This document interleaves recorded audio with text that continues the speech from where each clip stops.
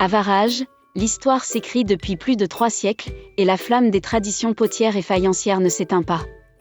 Ce week-end, la cité varoise a célébré ses 330 ans de savoir-faire, à l'initiative de Monsieur Hoffner, artisan faïencier de la Belle Époque. Alors, le 24 mars 1695, Étienne Armand, après 3 ans d'apprentissage à Saint-Jean-du-Désert, va louer la poterie, la boutique et four de feu André Ferrat, ancien potier de Varage, décédé, et il y installera donc sa fabrique. Donc le premier, c'est Étienne Armand. De sa création de sa boutique à Varage, on connaît 2 plats. Un est signé 1697, donc qui représente les 4 saisons. Le deuxième est signé 1698, il représente donc Hercule étouffanté. Après, donc, nous avons Clérici, qui est quand même une famille très connue dans la faïence, qui restera plus de 80 ans sur le village. Après, plus proche de nous et qui est très bien connu des Varageois, nous avons donc Portanier et Michel Battaglia.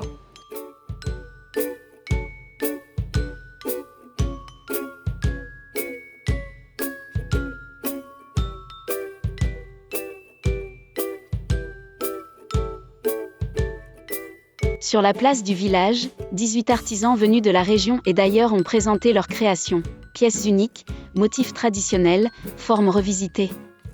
Un patrimoine vivant, transmis de main en main. Voilà, des bêtes un peu rigolos. Il faut s'amuser aussi, hein. Alors c'est des terres mêlées. On mélange des faïences de plusieurs couleurs ensemble et ça fait des marbrures, quoi. Voilà, après on met un émail transparent simplement dessus pour protéger la terre. Pour ma part, je travaille du grès blanc. J'essaie de faire en sorte que ça soit dans des couleurs claires, naturelles et douces, on va dire.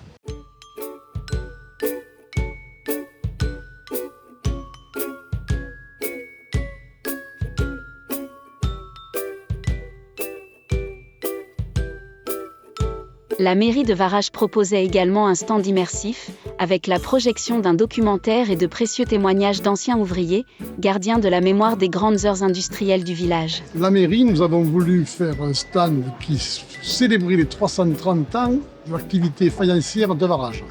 En partenariat donc avec le musée, d'une part, et d'autre part avec le groupement de repreneurs qui a repris l'usine, la faïencerie de Varage. De tout temps, les gens ont travaillé dans les faïences. Il y avait jusqu'à 100, 120 personnes il y a une quarantaine d'années qui travaillaient. Moi-même, dans ma famille, toute ma famille travaillait aux usines de faïence. Même beaucoup de gens des autres villages venaient travailler à Varage. Varage, c'était le pays industriel comparé aux autres villages voisins qui étaient plutôt vraiment agricoles. Nous, on était un village industriel. Alors moi je travaille essentiellement du grès et de la porcelaine. Parfois je vais même mélanger de la faïence qui donne des effets. Sinon j'habite à Montmaillon et je suis de la région et je suis un passionné. Les enfants, eux, ont mis la main à la pâte avec des ateliers de moulage et de décoration sur biscuits, découvrant les gestes précis qui font la beauté de la faïence.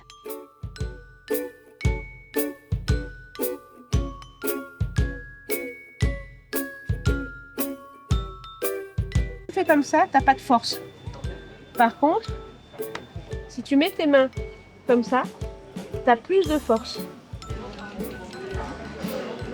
Moment fort de cette journée, le succès rencontré par les 5 repreneurs de l'usine faïencière récemment rouverte, signe que l'avenir peut se modeler dans la continuité.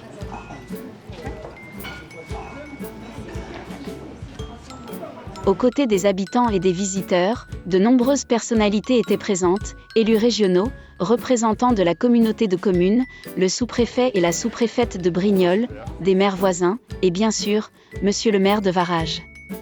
Une journée où passé et présent se sont rejoints, célébrant avec ferveur l'âme d'un village façonné par l'argile et par le temps.